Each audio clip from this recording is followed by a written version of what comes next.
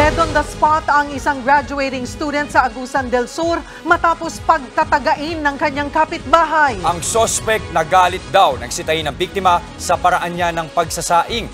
Nasa frontline ng balitang yan si JC Cosico. Duguan ang babaeng ito matapos pagtatagain sa loob mismo ng kanilang bahay sa barangay Kulambugan, Sibagat, Agusan del Sur nitong Sabado ng hapon. Kinilala ang biktima na si Rezaline Salahay, 22 anyos at graduating education student. Habang ang suspect ay ang 34 anyos nilang kapitbahay na lalaki na kinilalang si Ricky Abarquez. Base sa investigasyon, kaarawan ng ama ng biktima noong araw na nangyari ang krimen. Kabilang sa mga naimbitahan ang suspect na nagkataon ding inatasang magsaing para sa salo-salo. Pero pinanaumano ni Rezaline ang pagsasaing ng suspect, bagay na kanyang ikinagalit. Kulo mo na yung tubig, tapos pagkakumulo ng tubig, dahan-dahan kung ilalagay yung bigas, yung pinatawag na buyo. Yun yung pagkakataon nun, nakita ng biktima na bakit gano'n ang proseso, napagsabihan siguro.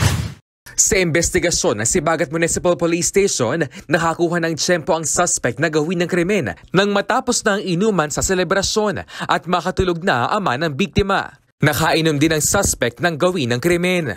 Hindi dumaan sa main door at doon talaga sa kusina. Kung saan doon niya rin kinuha yung murder weapon, yung itak na ginamit niya sa pagtatagal.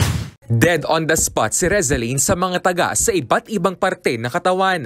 Sinusubukan pa namin kunin ang panig ng ama ng biktima. Nasa kustodiya naman ng mga pulis ang suspect sa tulong ng isang testigo. Aminado siya sa krimen.